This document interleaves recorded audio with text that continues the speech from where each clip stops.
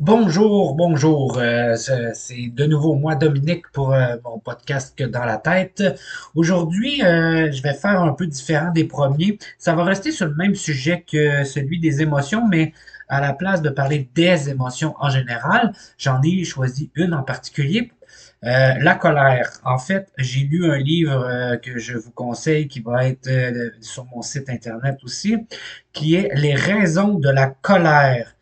En sous-titre, votre colère est une alliée. C'est Sylvie, je ne peux pas prononcer son nom de famille, je ne sais pas comment c'est écrit, mais ça va être publié dans le fond. Ben, je vais le mettre sur mon site pour que vous puissiez voir lequel. Je l'ai trouvé quand même intéressant. Il y a beaucoup d'informations qui rejoignaient déjà des informations que j'ai déjà dites ou que j'ai déjà lues dans d'autres livres en lien avec les émotions. Mais je la trouvais intéressante parce que souvent, la colère, c'est celle qu'on va voir le plus, surtout chez les garçons, mais surtout chez les jeunes, ou chez les enfants, ou chez les jeunes, parce qu'ils savent pas trop comment exprimer ce qu'ils vivent et ce qu'ils ressentent, mais on le voit très bien aussi chez les adultes, là, quand je fais des rencontres, des consultations, on revient beaucoup à ça.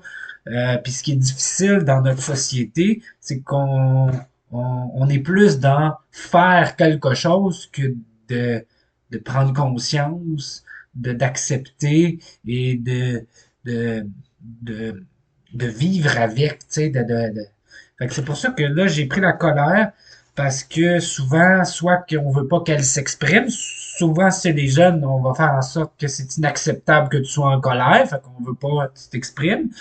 Puis sinon, c'est qu'on va en fait on veut le faire aussi sur les autres émotions souvent là parce que ça nous fait vivre quelque chose à nous. Et c'est ça ici qui est très important. Donc peu importe ce qu'on fait, mais peu importe, dès que tu es en relation avec quelqu'un d'autre, le plus important, c'est de prendre conscience de comment moi je me sens comme personne. Qu'est-ce que l'autre me dit ou fait et qu'est-ce que ça me fait vivre à moi. Parce que ça va faire toute la différence dans comment moi je me sens et les décisions que je prends. Comme je disais, tu sais, les émotions, ils servent à quelque chose. Puis ici, la colère, dans le livre, ça explique que c'est un message qui n'arrive jamais par hasard, mais en réaction à une souffrance. Cette réponse émotionnelle nous envoie un signal important. Un besoin essentiel n'est pas satisfait. Un changement est nécessaire. Une situation est inacceptable. Donc, il ne sert un peu à rien de la condamner. Tu sais, c'est une émotion, elle est là, elle va exister, puis même si on essaie de la nier, elle va être là quand même. Et on peut vivre de la colère pour différentes raisons.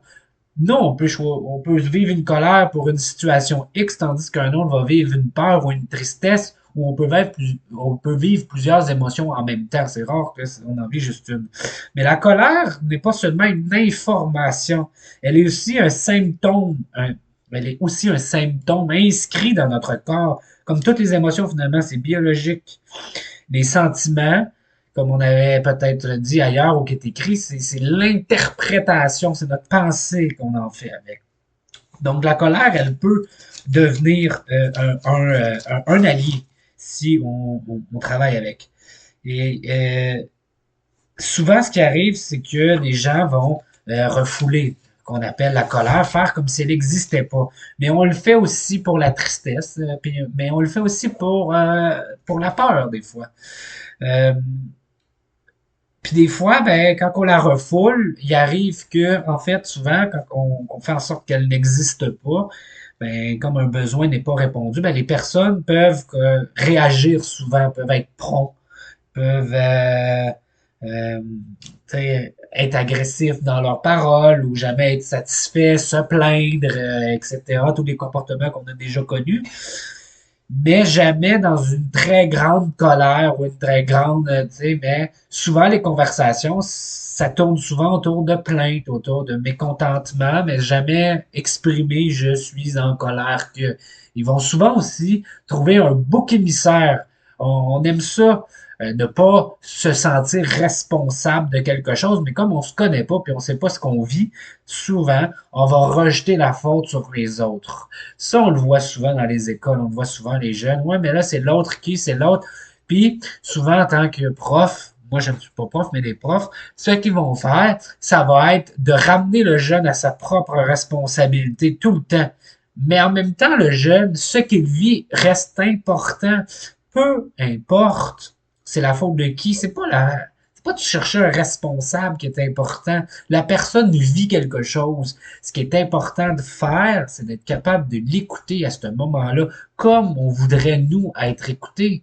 Peut-être qu'on n'a jamais été habitué d'être écouté, puis on veut être entendu.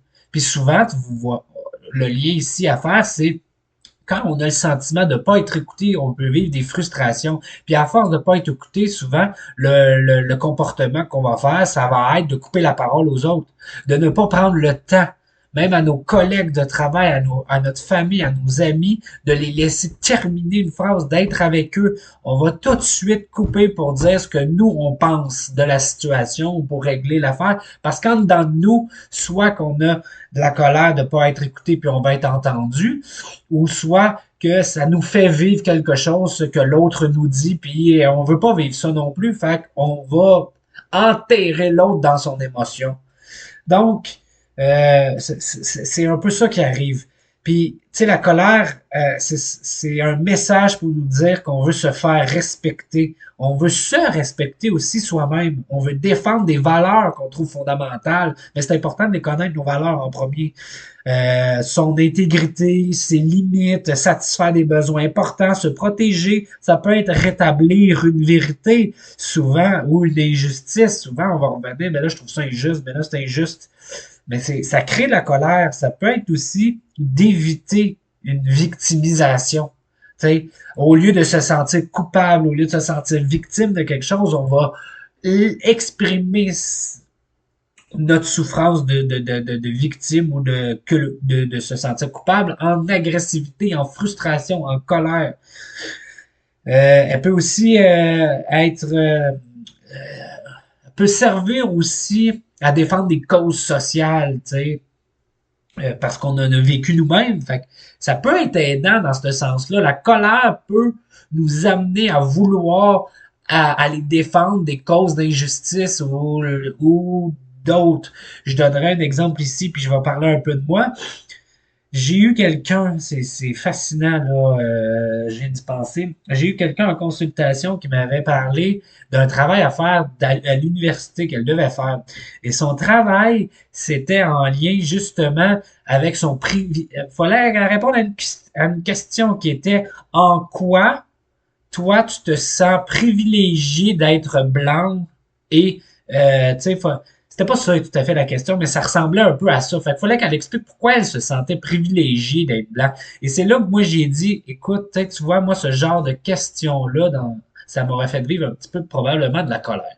Puis je me serais opposé à ce genre de questions-là. Donc j'aurais expliqué probablement, en parlant un peu de ma vie, en donnant des exemples et tout, que dans la question, j'aurais expliqué que c'est pas parce que je suis blanc que j'ai vécu dans un beau quartier, que j'ai eu de l'argent dans la vie, puis que j'ai été à l'université, que ça fait de moi de quelqu'un de privilégié. Parce qu'il y a 20 ans de ça à peu près, là, la plupart de ce qu'on disait, là, c'était pas nécessairement sur des cultures ou sur des minorités ou blablabla. C'était juste le fait d'être un adolescent, d'être un jeune. Point. T'étais un jeune, t'étais considéré comme un déchet, t'étais un délinquant, tu devais être mieux éduqué. On n'avait pas la même mentalité d'un jeune qu'aujourd'hui on a, qu'on veut les protéger. On leur disait tout le temps, là, dès que tu fais une niaiserie, ça y est, t'es un délinquant, t'es perdu, tu sers à rien.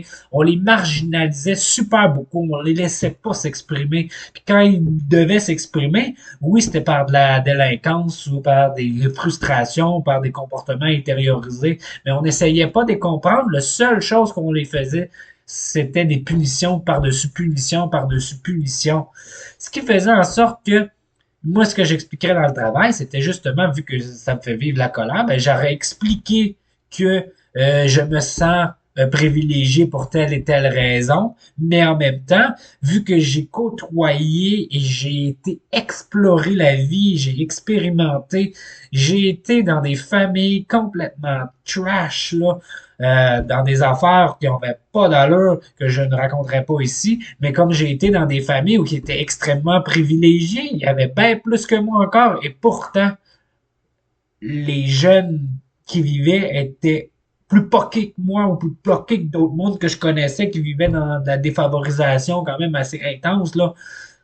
Donc, ce n'est pas parce que moi je suis telle ou telle affaire, j'ai telle caractéristique qui fait en sorte que je suis plus privilégié qu'un autre. Ça dépend du contexte. Ça dépend de ma personne. Tu sais, quand on dit que le biopsychosocial est important, c'est pas parce qu'on a une couleur de peau que ça fait que mon biopsychosocial est complètement déréglé, là. Ça prend tout ça en considération. C'est un peu là que je disais, tu sais, moi, j'aurais pas expliqué à quel point moi je me sens privilégié, mais plutôt justement que ça dépend. Il y a des nuances dans la vie, que c'est pas parce qu'on a un bon statut socio-économique, qu'on est blanc, puis que ça fait que oui, on va avoir certains privilèges, mais de d'autre part, ça va dépendre. Non, pas nécessairement. Là, je rentrerai pas dans les détails parce que le but n'est pas ça ici, mais vous voyez juste dans le ton de voix que j'ai, je me remémore un peu comment moi je me sentais ado et le nombre de fois que j'ai entendu dire que ce que je vis, c'est pas important. Puis souvent, la plus grande colère que j'ai vécue, ça a été, là je veux pas rentrer dans les détails tant que ça, mais de se faire dire de quoi je vais avoir l'air. De quoi on va avoir l'air. Hey, je souffre. Le jeune souffre et il se fait dire j'ai besoin de toi et toi ce que tu me dis c'est que quoi je vais avoir l'air mais qu'est-ce c'est une très grande souffrance de se sentir comme ça. Donc ça peut mener à puis après ça moi ce que j'ai choisi de faire ben c'est une job de relation d'aide même si parfois c'est difficile de faire ce qu'on veut faire dans le travail, mais je vais défendre ma cause et ce que je pense jusqu'au bout. Tu sais. Moi, les jeunes, je les trouve importants. Ce qu'ils ont à vivre, c'est ce qui fait en sorte que plus on les comprend, plus ben des affaires vont être réglées rapidement. C'est pas juste en mettant un paquet de moyens en place qui vont faire en sorte qu'ils vont comprendre quelque chose. Donc, voilà. Elle peut surmonter des obstacles, elle peut, je reviens à mon sujet de départ, là, à quoi qu'elle sert, elle peut résoudre des problèmes, ça peut aider à atteindre des buts, à apporter du changement. Ça peut faire tout autre chose de plus. Je ne rentrerai pas dans les détails de chacune des choses. Je vais vous laisser quand même un peu lire le livre aussi, là. Mais je tenais important de parler de certaines informations. Comme tu sais, la fonction de la colère est de nous informer sur ce que nous sommes en train de vivre, qui ne nous convient pas. Fait que quand on ressent une colère, le principe c'est d'être capable de la ressentir. Oh, ceci est une colère.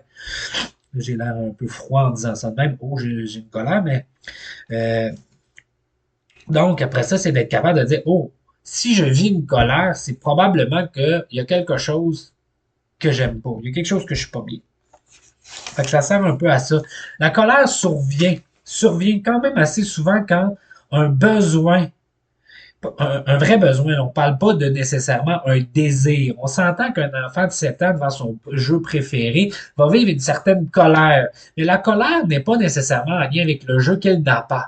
Ça peut être en lien avec le fait qu'il pense autre chose. Il peut sentir puis ça veut pas nécessairement dire que c'est vrai, que c'est la réalité, mais c'est toute la pensée qu'il se construit à travers son vécu qui est probablement peut-être, hey, je me sens pas écouté, je me sens pas aimé, je me sens pas apprécié, je sens une injustice, et etc. Là, ça dépend vraiment de pourquoi il est comme ça. Mais tu sais, ça peut être, mais c'est rarement juste le fait qu'il veut le jeu. Nous, en tant que quand on est dans une école, on dit non, mettons, à un jeune, puis là, il pique une crise. Puis là, il est pas content. Tu sais, souvent, c'est d'explorer qu'est-ce qui fait qu'il pique une crise, tu sais. Tu sais, je l'ai vu souvent, pas tout le temps, mais tu sais, ça arrive des fois que ça peut être le fait que à la maison, il est pas habitué de se faire dire non. Là. Ça m'est arrivé de voir ça. Là. À la maison, il obtient tout, puis quand que nous, on arrive à l'école, on lui dit non. Fait que là, ben, il vit une frustration parce qu'il n'a jamais eu de refus. Puis ça peut aller loin là, dans les comportements. Là. Le but ici n'est pas de les nommer. Mais ça peut être aussi parce que la personne a vécu d'autres choses dans sa journée, dans sa vie, puis là, elle se fait dire non, fait que là, c'est juste la cerise sur du sundae de je me sens pas bien, puis là, elle interprète quelque chose de mal, tu sais, quand t'arrives à 14, 15, 16, 17 ans, On vit tellement l'affaire qu'on comprend pas tout ce qu'on vit, puis on en vit trop en même temps, puis c'est tout intense, fait qu'on a de la misère à mettre des mots, on a de la misère à reconnaître vraiment comment qu'on vit les choses, fait qu'on a besoin de l'adulte, on a besoin des autres pour démêler les nœuds qui se passent dans nos émotions et dans notre tête, puis d'avoir une meilleure perception, interprétation ou pensée de ce qui se passe, tu sais. Parce que souvent, ado, on va vite aller vers des scénarios qu'on se construit et ça va nourrir l'émotion qui est déjà là, tu sais. Tandis qu'un enfant peut le faire, ça veut pas dire qu'il le fera pas, mais il se construira pas nécessairement des scénarios, il va être plutôt dans l'instinctif, ça va être là, ça va être vécu, il va avoir beaucoup de difficultés à comprendre, à mettre des mots, puis à être capable de vivre ça. Donc, euh, c'est un peu ça, tu sais, c'est un besoin qui n'est pas répondu. Moi, aujourd'hui, j'ai vécu avec un jeune une certaine crise, mettons, on va dire ça de même. Et, euh, et dans le fond, la colère qu'il vivait n'a pas duré tout le long. Là. C'est juste qu'à Mané était dans un mode automatique où il avait probablement appris à vouloir retourner à la maison, puis que sa manière qu'on le retournait à la maison, c'est quand il devenait justement violent.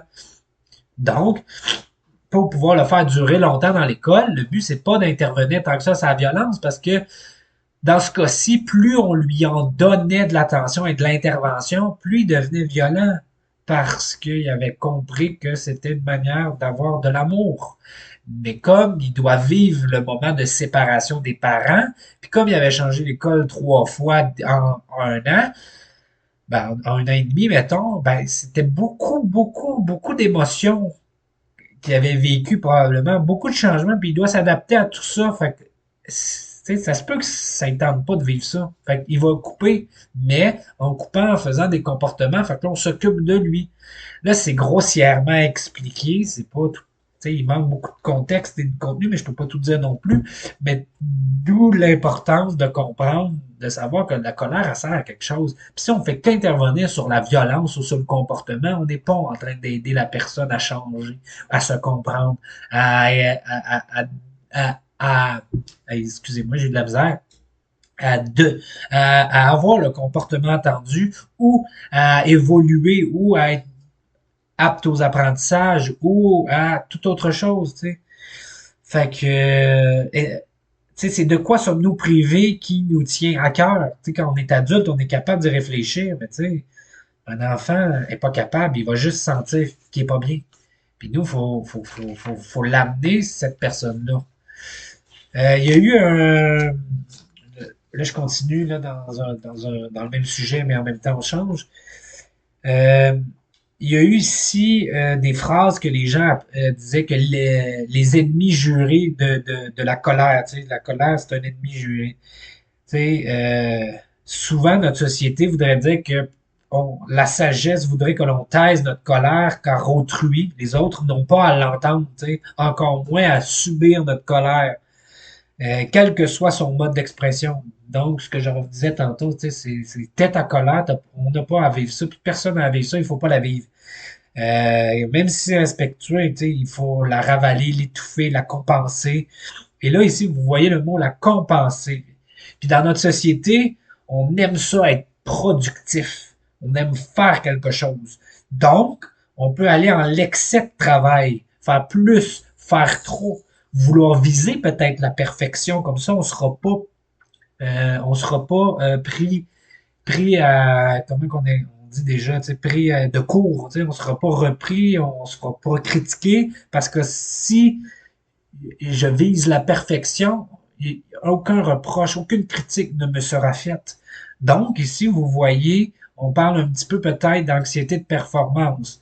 Ça peut être une des pistes. Ça ne veut pas dire que c'est que ça, mais euh, si on n'aime pas être critiqué, parce que ça nous fait vivre une certaine colère, parce que là, on peut aller loin dans l'explication, ben, on va s'arranger d'être parfait, tu sais.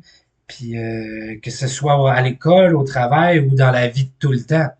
On peut aussi avoir des comportements compulsifs. Donc, ici, moi, j'ai étudié beaucoup la consommation. Donc, la drogue, l'alcool, les jeux, et toute autre dépendance sont d'excellents moyens d'évitement pour absolument toutes les émotions. Euh, Ça peut être aussi des obsessions de rangement, d'achat, de nettoyage, de jeux, de sport, de sexualité, d'alimentation, d'entraînement, comme je l'ai dit. Ça peut aller jusqu'à des comportements inefficaces, douloureux, qui peut être autodestructrice aussi.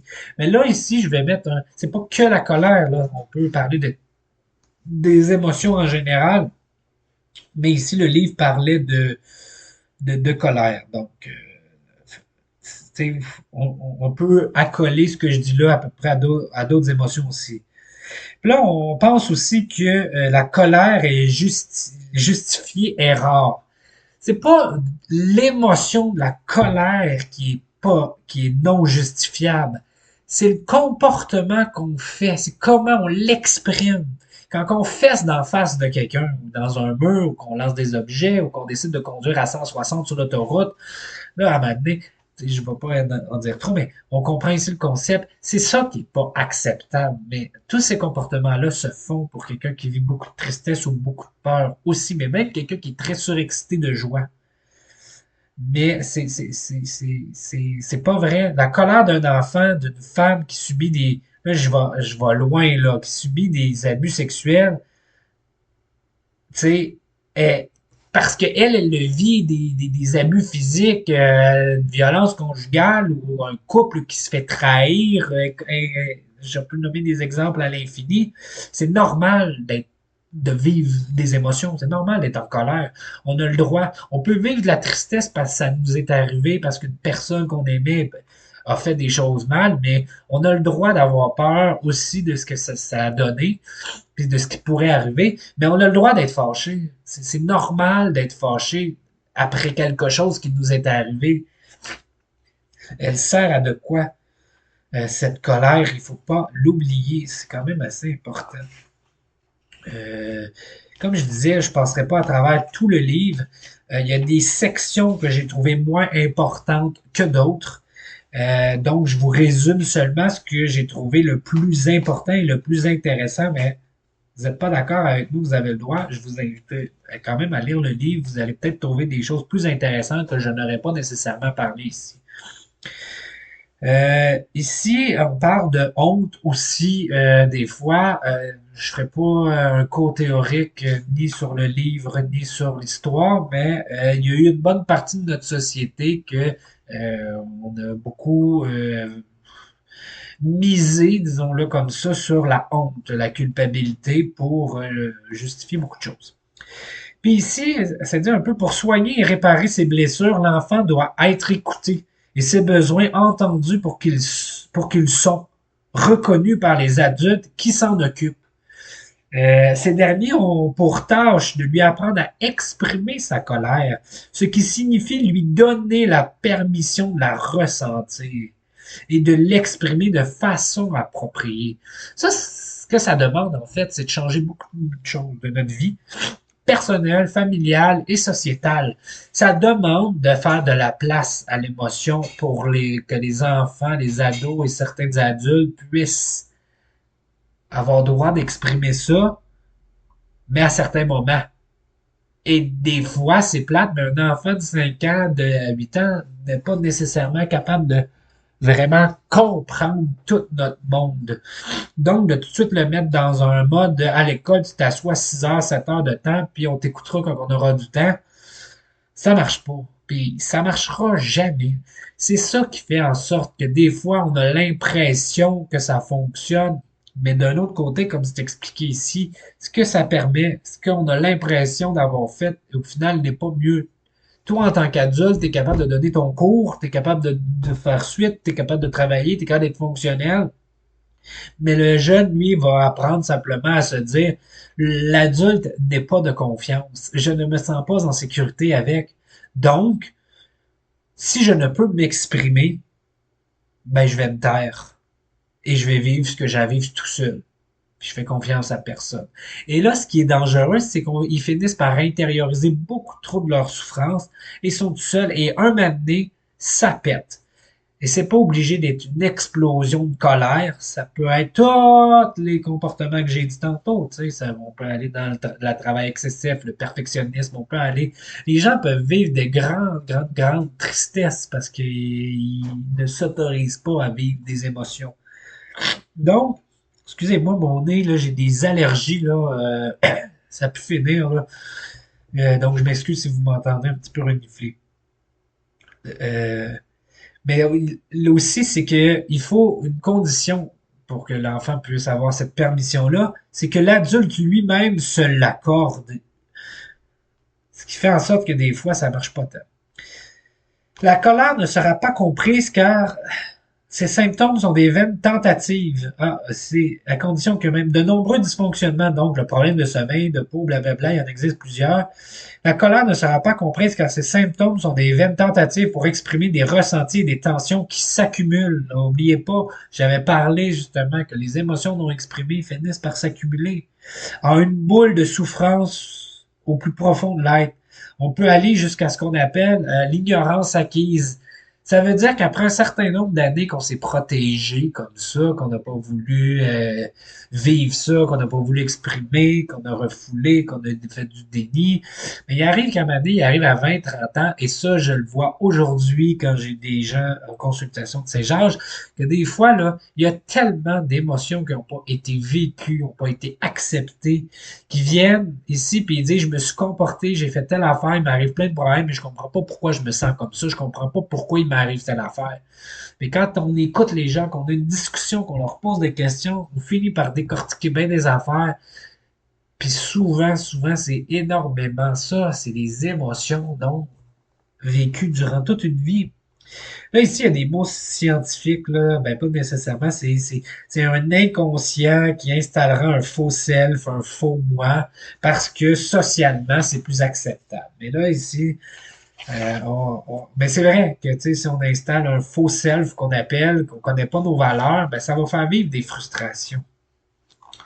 La colère rentrée peut aussi être masquée par une indifférence, construite pour la camoufler et ne pas avoir à l'affronter, donc ici de l'évitement. Mais des fois, ça prend pas beaucoup de temps pour creuser là-dedans, puis la colère ressort assez vite. Euh, des fois, ça prend juste un petit reproche, puis bang, ça sort. C'est une forme de déni. On veut pas ressentir Mais comme je disais, tu sais, il va y avoir quand même des comportements qui vont sortir, puis des façons de parler, puis des façons de dire, puis après ça, on va le regretter parce que c'était plus fort que nous, tu sais, on va sentir que c'était plus fort. Excusez-moi. Ce qui arrive, qui fait en sorte que ben, ça crée des conflits dans le couple, des conflits entre amis, des mésententes dans la famille, avec l'école. Ah, tout ne peut pas s'expliquer non plus par des réactions. Excusez-moi. Tout ne peut pas s'expliquer non plus par des rationalisations, l'intellectualisation. Comprendre et expliquer des comportements blessants n'empêche pas d'éprouver de la colère, là. Esquiver en devenant anorexique ou boulimique ou exprimé par des addictions déjà citées avant, ça fera pas en sorte que même, tu sais, c'est un début d'être capable de faire ça. Mais il faut être capable de vraiment accepter l'émotion. C'est primordial. Il faut accepter. Et tous les comportements que j'ai déjà nommés précédemment c'est souvent des solutions à court terme qui fonctionnent un certain temps, mais le problème, c'est qu'à un bout de certain temps, ils fonctionnent plus, fait qu'il y a un cercle vicieux qui s'installe et ainsi de suite, là. Ça, je verrai ça plutôt avec vous en consultation. Comme Angèle disait, l'excès de colère s'accumule, c'est douloureux à vivre en raison d'attentes beaucoup trop élevées, non satisfaites, surtout vis-à-vis de soi, mais aussi des autres et de la vie, ou bien en raison de leur enfance et de leur adolescence. Des personnes ont tiré la conclusion que leur survie est à ce prix. Trop de frustration mène à des explosions de colère. Quant aux autres émotions trop douloureuses, elles sont masquées. Seule cette forme d'expression de la colère apporte un réel soulagement. Les tensions internes s'apaisent et la personne se satisfait de cette stratégie pour gérer ses émotions pénibles. Sur le coup, là, ce que ça explique, dans le fond, c'est que toutes les émotions sont vécues par la colère. Ça, je l'avais déjà expliqué parce que c'est la plus socialement pas acceptable, mais celle qui est la plus visible, qu'on la voit la plus partout. L'enfant la ressent de l'adulte, on la voit à la TV, on la voit dans les jeux vidéo, on la voit dans les livres, on la voit partout. Donc, toujours l'importance de l'accumulation ici. Euh, Si ces dernières sont manipulées, l'émotion, là on parle, c'est en fait, je rentre dans les réseaux sociaux. Là on s'entend, j'en avais déjà parlé aussi, mais tu sais, dans les réseaux sociaux, il y a comme une espèce de barrière qui forme une permission d'exprimer tout ce qui fait en sorte on peut pas exprimer devant quelqu'un. Premièrement, la personne n'est pas devant nous. Il y a beaucoup de communication qui se fait dans le non-verbal, hein, dans le ressenti d'être avec l'autre, puis de comment je me sens. Devant un écran, il n'y en a pas de ça. Fait que comme cette barrière-là qui n'existe plus. Donc, c'est plus facile d'exprimer certaines choses. Il y a une autre information, c'est que souvent les gens qui ne se sentent pas entendus puis ont des frustrations, vu qu'il n'y a pas de barrière sur les réseaux sociaux, puis qu'on peut comme faire comme si on parlait à un mur, c'est comme faire un podcast, c'est facile de faire un podcast, c'est gênant la première fois, des fois on se plante, mais on parle pas vraiment. Tu sais, vous êtes là, vous écoutez, mais il n'y a pas d'échange. Je suis tout seul à parler. Donc, je peux me permettre de dire un peu à ma manière, un peu n'importe comment, sans retenue des fois, même si j'essaie d'avoir un petit peu de retenue, parce que c'est pas nécessairement comme ça que je parle tout le temps, mais ça fait en sorte que il n'y a pas de retenue, donc, puis j'ai envie d'être entendu, fait que je vais m'exprimer, puis je vais dire tout ce que je pense à la manière que je pense. Ce qui fait en sorte que les gens ben, il y a des gens qui peuvent répliquer à ça, peuvent répondre, mais ici, il n'y a pas une conversation parce que personne s'écoute. C'est plus de l'obstinage, de l'argumentation, puis après ça, il va y avoir des insultes qui s'échangent. On n'est plus dans la communication, mais pas du tout. Il n'y a personne qui s'écoute ici. Ça génère souvent 2 fois plus de frustration finalement. Moi, là, je ne communique à rien, ces commentaires. Des fois, j'ai le goût, puis des fois, je me dis, non, ça ne donnera rien. Ce n'est pas la place pour faire un échange dans les pauses des murs, puis faire plein de vidéos en réplique de, ou patati ou patata, là. Fait qu'ici, tu vois, c'est pour ça que, ici, il parle de si ces derniers sont manipulés. On parle des informations, ben, l'émotion l'est tout autant sur Internet. Voire davantage reléguant la raison, souvent, aux oubliettes. Or, le ressenti est une altération de la réalité.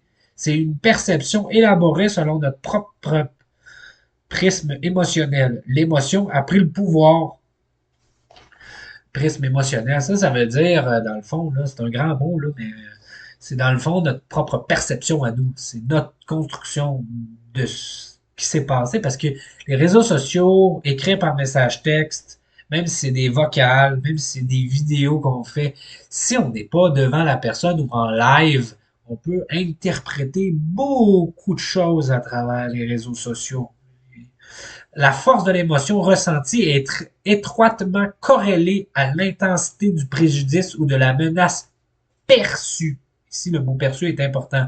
Voir dans deux grandes colères, non, excusez-moi, voir des deux, quand colère et peur ensemble fusionnent.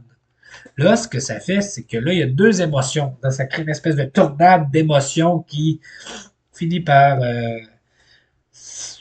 empirer si la conversation sur les réseaux sociaux continue. Je n'irai pas plus loin dans les réseaux sociaux, on pourrait en parler longuement, mais le but était de faire un lien ici. Là, on rentre un peu plus dans les bons côtés un peu de la colère. Tu sais, comme je disais au début, tu sais, la colère pour se respecter et se faire respecter. Tout être humain possède les ressources dont les émotions font partie, même la colère. Elle est bien souvent nécessaire pour faire valoir ses droits, faire respecter ses limites, ses valeurs, ses idées, ses émotions et réagir à la mauvaise foi, à une injustice, à une trahison ou réparer une offense. Ici, quand c'est bien exprimé, la colère bien vécue, ça sert à quelque chose. Pensons un petit peu à tous les syndicats qui défendent les droits des personnes, aux réseaux sociaux, regarde, on revient, qui ont été utilisés pour se faire entendre sur certains sujets tabous, sur certains sujets délicats à discuter. Euh, Puis je fais partie d'une page que j'adore, que je ne peux pas nommer. C'est Co-construction de la praticienne patente à gosse, là. C'est très compliqué, mais j'adore cette page parce que c'est très humoristique. C'est pour les gens qui travaillent en santé, mais ils ont fait la même page pour les profs. C'est très humoristique, sarcastique, ironique un peu. Et en même temps, mais ils défendent leurs droits de travailleurs parce que quand tu travailles, ils ont ce qu'ils appellent le devoir de loyauté. Le problème ici, c'est que le devoir, là, je m'excuse, je vais utiliser des gros mots, mais de la loyauté, c'est pas tu fais ce que je te dis puis tu fermes ta gueule. Puis nous, on te paye, fait qu'obéis, puis je trouve que c'est pas mal pour. C'est plate, je suis extrême un peu, mais je trouve que c'est pas mal proche de l'esclavagisme. Je te paye, fais ferme ta gueule, t'as rien à dire, puis t'es tout bien d'aimer nos conditions. Non, à un moment donné, c'est pas ça être un employé, donc ils se font envoyer des communiqués par des boss, par des gens au-dessus d'eux que je peux pas nommer parce que je connais pas tout non plus dans la vie. Là. Puis, eux autres, quand ils reçoivent ça, anonymement, ils le publient sur la page. Et là, ça force un petit peu l'institution à changer un peu sa façon de faire et à mieux travailler parce que ce n'est pas vrai que tu peux faire ce que tu veux à ton employé. Oui, des fois, il y a des employés comme des employeurs qui vont trop loin, mais la discussion n'est jamais pas possible souvent. Donc, à un moment donné, ben, qu'est-ce qui arrive? Ben, les gens vont là où on peut s'exprimer, mais là, elle est bien utilisée, la colère, elle est bien utilisée, puis à bon escient, ils mettent en évidence quelque chose qui bafoue un peu leurs droits, leurs besoins, et après ça, on verra ce que ça donne. Est-ce que ça améliore les choses ou ça change rien? Les gens qui vont manifester, c'est de la colère. Il y a eu, tu sais, dans le livre, ça va parler de mai 68. Tu sais, je le connais pas tant, mais ça a permis beaucoup d'évolution. Pensons aussi à Martin Luther King, à la défense de tout, du féminisme et de l'environnement, etc.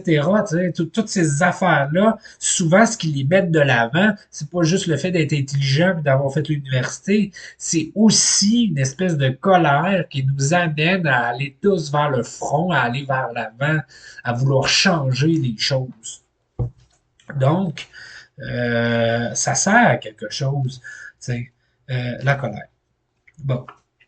Là, ici, ils disent, grâce à cet allié, vous pouvez apprendre à mieux vous connaître. C'est vrai, mais avec toutes les émotions, c'est ça aussi. Apprendre à mieux vous comprendre, mettre vos limites, parler de vous clairement, être acteur de votre vie pour ce qui dépend de vous. Tu sais. Affirmer vos convictions, idées, valeurs, croyances, vous protéger de ce qui vous paraît menaçant, de défendre votre là, il parle de survie psychologique. Là. Mener des négociations utiles pour trouver des solutions aux désaccords et aux conflits. La colère peut motiver ici. Ben, dans le fond, c'est que ça vous donne assez d'énergie pour aller défendre quelque chose ou pour construire quelque chose ou pour aller vers. Moi, j'ai souvent vécu de la colère et elle m'a servi à faire des projets, à démontrer le contraire de quelque chose ou à montrer que ce que j'avais mis en place ou décidé ou défendre ma parole, ben, ma colère, ça a été une énergie qui m'a été utile pour prouver, des fois c'est plate, que j'avais raison, pour prouver aux autres qui avaient tort. Euh, et pour donner toute l'énergie pour résoudre plein de problèmes, tu sais, euh, mélanger ça un peu à de la peur, là, qui a fait en sorte que ça m'a créé ici. Ça dit aussi la colère rend créatif des fois, oui. Ça, on peut demander aux artistes qui vivent des émotions, mais tu sais, moi, ça m'a aidé à créer des nouvelles façons de faire, des nouvelles idées. Peu importe le travail que j'ai fait, parce que j'ai fait beaucoup de travail différent, j'ai pas juste fait de la relation d'aide, là. Donc, ça l'a permis ça.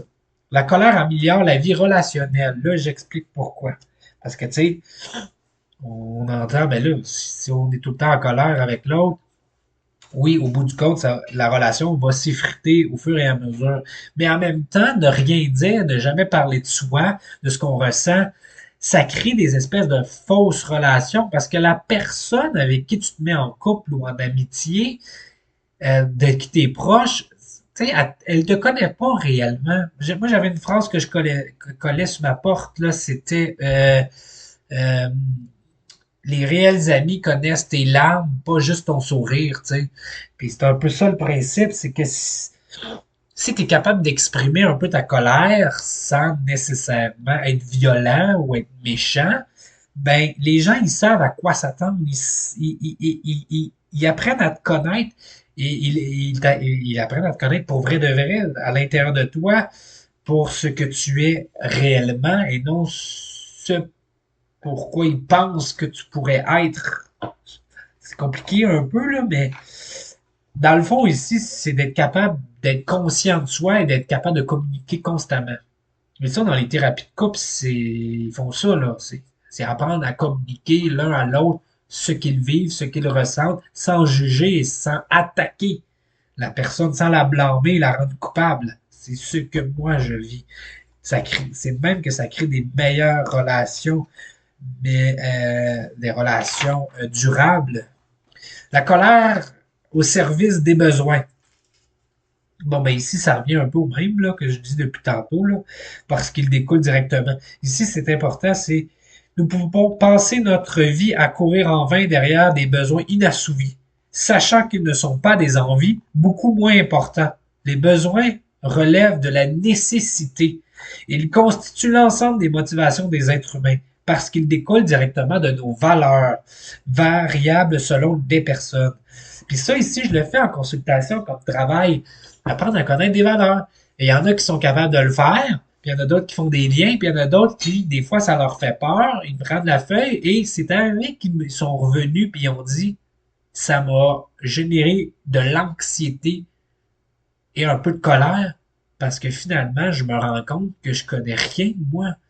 Et pourtant, les valeurs, tu sais, c'est une liste de 50 valeurs, là, mais j'ai un jeu aussi de même de connaître les valeurs. Pourquoi les valeurs sont importantes à connaître? Parce que dans les valeurs, je sais pas si je l'ai déjà dit, là, ça se peut que je me radote, mais souvent je me radote. Les valeurs, c'est le fondement de ce qui fait, c'est le fondement de nos pensées et de nos actions. On va aller vers ça, on va se comporter pour ça. Mais quand on se connaît pas, qu'on les connaît pas, il est normal qu'on vive de la colère. Parce que dans le fond, après ça, on tombe dans que faire, tu sais, pour. Mais la première des choses, c'est de la comprendre, ta colère. La deuxième des choses, c'est se réapproprier sa colère. Donc ça demande de l'accueillir en toi. Ça fait un peu ésotérique. Maintenant, ça a été comme prouvé souvent scientifiquement par plein d'études que là, je ne peux pas nommer ici, comme j'ai déjà dit, mais ça fait plusieurs livres que je lis et qui ramènent l'importance des émotions. Et il y a aussi dans la théorie qu'on appelle la TCC troisième vague, là, la thérapie de l'engagement, là, de l'acceptation et de l'engagement. Puis il parle des valeurs aussi là-dedans, tu sais. Et il y a quelque chose d'important là-dedans, dans se réapproprier sa colère. Dans le fond, c'est de l'accepter. Se réapproprier sa colère après l'avoir condamnée génère une incroyable énergie pour se sentir libre de sa vie émotionnelle et avoir confiance en soi. Pour apprécier qui l'on est, s'accorder de l'attention, connaître ses besoins essentiels et réalistes et les satisfaire, trouver son équilibre, tenir compte de ses valeurs. Donc, ici, on pourrait dire que ça peut être ça aussi, prendre soin de nous. C'est pas juste faire des masses de beauté, prendre des onces, couper les cheveux, aller au spa, puis manger bien, là. C'est aussi apprendre à se connaître, à vivre ce qu'on a à vivre. Accepter sa colère, c'est aussi savoir nommer chacune de ses intensités. Ça, je le fais beaucoup. Pour vous réapproprier totalement votre colère, vous aurez deux renoncements importants à faire. Et là, si c'est la chose la plus dure de tout être humain. Et c'est normal. La première, J'en ai parlé tantôt. Vous devrez lâcher une certaine image de vous auprès des autres et vous aurez à l'assumer. Ça, c'est-à-dire que c'est encore un concept aussi que j'ai étudié beaucoup, les concepts de soi, le développement de soi, euh, le soi social, tu sais, c'est le soi réel, le soi social. Le soi réel, c'est le soi perçu, là, ce que moi je pense être tout seul. Le soi social et le soi voulu, ce qu'on voudrait être. Et la personne qu'on est, c'est un peu un mélange des trois. Mais le problème, c'est qu'on nous demande tout le temps d'être le soi social. On peut jamais quasiment être le soi qu'on pense être ou le soi qu'on voudrait être. On- Mais en fait, le soi qu'on voudrait être, on pourrait être un soi social qu'on veut changer, comme un soi personnel. Mais le problème, c'est qu'on est souvent tout le temps en soi social, sauf ces réseaux sociaux, qu'on est souvent dans le soi personnel. Donc, ça demande de lâcher prise sur le de quoi vais-je avoir l'air. Faut passer à autre chose. Mais ça, c'est très dur. Malgré les craintes qui peuvent surgir, en particulier celle de ne plus être aimé, ou plus grave, d'être rejeté. Mais si l'on se détourne de vous parce que vous êtes plus authentique, dites-vous que ce n'était pas vraiment vous qu'on l'on aimait. C'est vrai, si tu veux devenir quelqu'un d'autre ou si tu aimes quelqu'un d'autre parce que tu penses qu'elle pourrait être, ce n'est pas aimer la personne que t'es. Fait moi, j'aime bien mieux qu'on m'aime pour ce que je suis que ce que je pourrais être pour les autres. Le second renoncement concerne l'idée que vous vous fassiez d'un monde parfois illusoire, trop éloigné de la réalité. Ça aussi, je l'ai étudié. Euh, c'est un concept qu'en consultation, je pourrais plus vous parler. Après ça, c'est d'exprimer sa colère. Là, j'ai pas besoin non plus. Il y a toute une théorie là-dessus. Puis après ça, on arrive à faire face à la colère de l'autre. Après ça, je pense qu'on va terminer là-dessus. Dans le fond, ce qui est important ici de faire, excusez-moi, la première des choses, quand quelqu'un exprime de la colère à nous ou que quelqu'un est en crise, mettons, c'est éviter de réagir à la colère par de la colère. Ça, là, inévitablement, ça marchera pas. C'est comme dire que c'est comme ce que je fais avec les gens qui disent ben là, la personne a été méchante avec moi, fait qu'elle va comprendre le message, je vais être méchant. Ouais, mais si la personne pense comme toi, qu'est-ce que tu penses qui arrive? Fait que toi, t'es méchant envers la personne, elle va faire quoi, tu penses l'autre? Ben, elle va être méchante. OK? Fait que si elle est méchante envers toi, tu vas faire quoi? Ben, moi aussi, je vais l'être. Fait que qu'est-ce que tu penses que l'autre va faire? Ben, elle va l'être. Fait que quand est-ce que ça s'arrête? La réponse est souvent jamais. Donc, ce qu'il faut faire, c'est commencer par soi. Si on veut que quelque chose change, il faut que ça change par soi en premier, après par les autres. Donc, ne pas réagir avec colère. Le deuxième, c'est plate, là. Ça va être très dur. Mais c'est écouter sans couper la parole en restant calme, sans se mettre sur la défensive, ni contester cette colère, ni tenter d'argumenter ou de donner des conseils. On fait juste laisser l'autre s'exprimer. Si l'autre est trop agressif, on peut lui demander d'avoir un ton moins élevé. Je l'ai fait avec quelqu'un. J'ai développé un super bon lien en one shot, one deal. Là. De même, là, la jeune a crié, a crié, a crié. Puis j'arrêtais pas juste de dire, t'as pas besoin de crier, je vais t'écouter, je suis juste à côté de toi. T'as pas besoin de crier. J'y répétais, ça a pris 5 minutes. Puis après, depuis ce temps-là, elle crie plus quand je suis là. Il fait juste me parler. Puis s'il y a un refus, puis qu'il continue, puis si ça marche pas, ben on quitte la pièce, puis on revient plus tard, tu sais, puis on lui nomme, on va reprendre la conversation plus tard. Faire tout ce qui vous est possible pour comprendre l'émotion de l'autre, en lui posant des questions sans l'accuser ni le juger. Il est important qu'il se sente compris, montrer de l'empathie. Là, il y a plein d'exemples de phrases. Évitez d'entrer dans sa colère si celle-ci est dirigée contre une personne que vous côtoyez. Si la personne en question vous a aussi blessé, dire que vous comprenez cette colère en conservant votre calme. C'est tout. Si certaines critiques vous concernent sont justes, vous pouvez présenter vos excuses. C'est plate, mais c'est un peu comme ça qu'on démontre un peu. On modélise en fait, on fait de la co-régulation émotionnelle dans un très grand terme, mais on modélise à la personne on peut gérer nos émotions correctement, puis que on prend notre part de responsabilité. Et là, on est en train de montrer à l'autre que nous, on prend notre part, donc l'autre a le droit aussi de prendre sa part. Quand on cache notre responsabilité, puis il faut montrer qu'on est infaillible, ben ce qu'on montre à l'autre, c'est d'être infaillible. Fait que ça marche pas. Demander ce qui pourrait apaiser cette colère, savoir accepter les critiques justifiées fait partie de l'intelligence émotionnelle qu'on appelle. Si les reproches sont injustifiés, confrontez l'autre. Dans le fond, je comprends pas, peux-tu m'expliquer plus de quoi tu parles, ça a l'air important, j'aimerais ça que tu m'en parles plus, etc. Si la personne est en colère contre elle-même, ce qui arrive souvent, mais des fois ils ne savent pas trop, attendre qu'elle ait fini de parler et lui dire tout le bien que vous pensez d'elle. Là, il faut que ça soit sincère, on s'entend. Si vous avez rien de sincère à dire, ne le dites pas. Demandez ce qui pourrait l'aider à se réconcilier avec elle-même. Il faut aussi savoir jauger. Faut pas trop en faire. T'sais.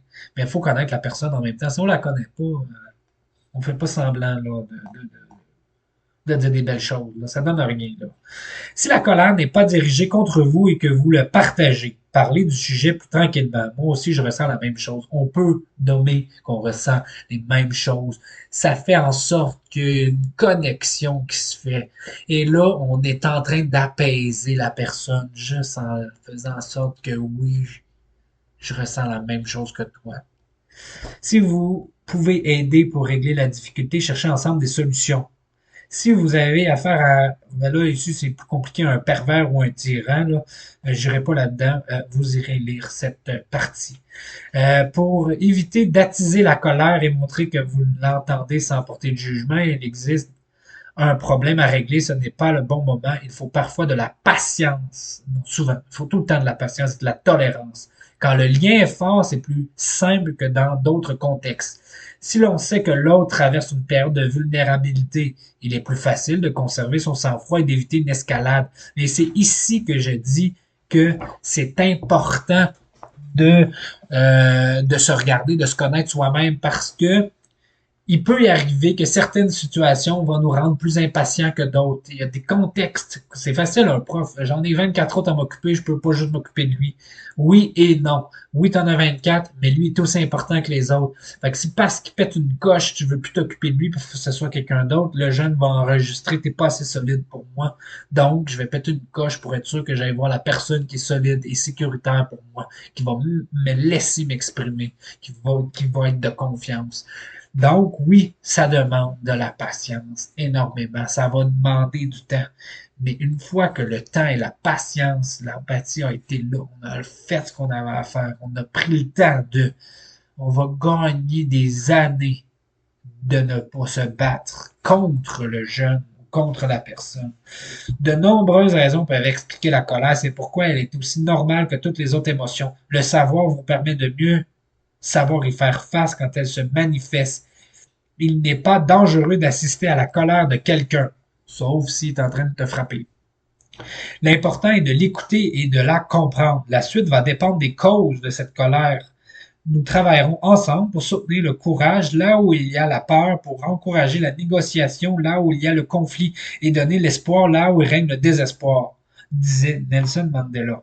Une juste attitude devant la colère de l'autre.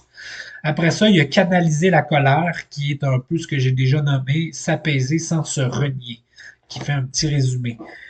Ici, là, ça fait presque une heure que je parle là-dessus.